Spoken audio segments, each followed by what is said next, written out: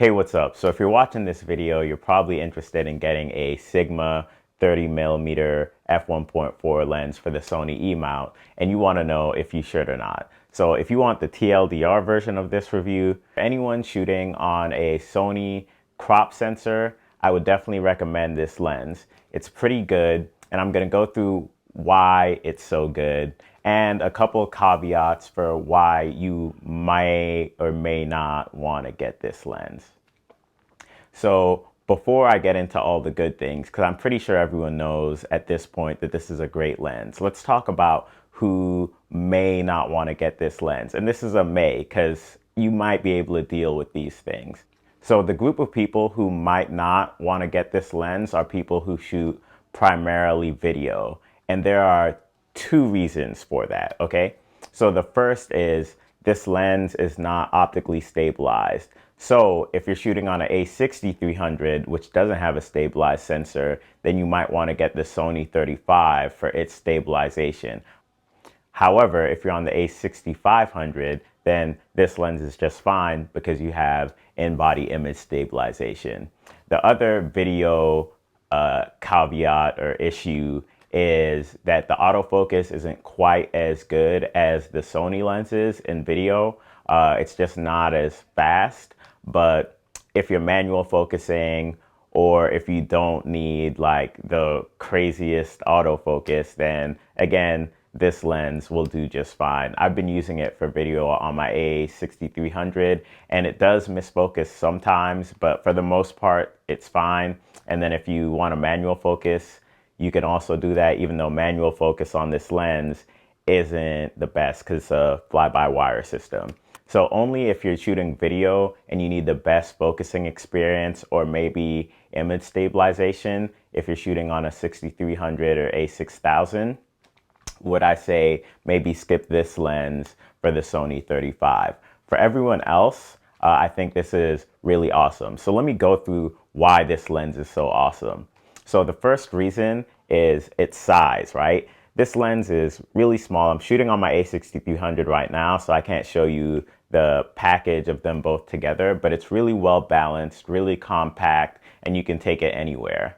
And that's really good because at the 30mm focal length, it's a good normal lens. It's about 45mm equivalent on full frame. So that's something that you could use for environmental portraits or just regular portraits. It doesn't get that wide. So if you need a wider lens, you might want to make sure you pick up the kit lens or, just get another wide lens. And it's also not very telephoto. So if you need to do like portraits at events where you can't be up close, then you might need to get another lens. But for normal everyday shooting, and if you can move forward or move back in the situation, this lens is great because of that 30mm. The other thing is it has that f1.4 aperture. So we all know that's going to get you that shallow depth of field, the really creamy backgrounds, and it's also going to get you better performance in low light. That's not really that much of an issue on these Sony cameras, but it's always nice to be able to get the light from the lens instead of having to bump up your ISO. And the bokeh. The bokeh is amazing. It's incredible. So what I'm going to do is do a compilation of a bunch of things that I've shot on this lens so you guys can see the types of stuff that you can do.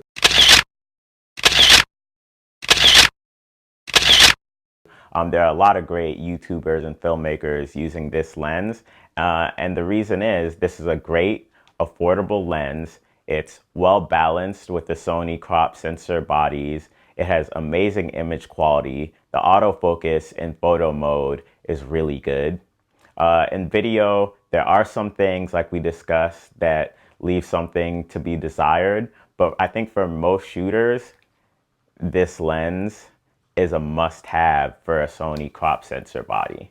So if you wanted any alternatives to this lens, say you wanted something that would give you really good bokeh with a similar field of view, you could shoot on what I'm shooting on right now, which is a Sigma 18-35 with the MC11 adapter. The only issue with that is even though it's more versatile for video shooters or photographers who need a wider field of view and it zooms in slightly more, it's a lot more expensive to get that setup. This setup is about $330, $340 new for this lens, whereas 18 to 35 with the MC11 is what, like $900, something around there.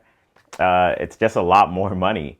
If you want something with image quality this good at this price point, the only thing close is the Sony 35-1.8, but I like the images out of this better. So unless you need those video features, I'd say this is your ticket. It's a great budget lens. And I hesitate to even call it a budget lens because it doesn't give you budget image quality. It gives you really sharp, good image quality. So I definitely would recommend this lens. If you're thinking about getting it, if you have the money, definitely get it. The only reason you would not want to get it is, like I said, some of those things for video that I mentioned before. But if you're just a pure photographer and you're shooting crop sensor, you don't have a ton of money, you need to get this lens. This lens is amazing. All right, so thanks for watching this review, guys. If you liked it, make sure you gave it a thumbs up. If you have any questions for me, leave them in the comment section below. You can check out some of the times when I use this lens in some of my photography vlogs. I'll put the playlist in the description. I like to vlog my photography experience. I do little cinematic videos, things like that. And if you want to see some more of my photographs where I use this lens, you can also check out my Instagram. So all that stuff will be available to you in the description below. Thank you so much for watching. And if you want to, support your boy, subscribe. All right.